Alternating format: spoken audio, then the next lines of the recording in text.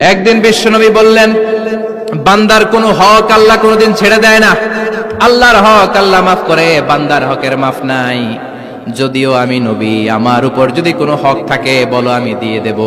কোন সাহাবী দাঁড়ায় না। এক সাহাবী দাঁড়িয়ে বললেন, নবী, যুদ্ধের ময়দানে চাবুক চালানোর সময়, লাঠি চালানোর সময় এক কাফেরকে মারতে যেয়ে আপনার লাঠির বাড়ি আমার পিঠের মধ্যে পড়েছে।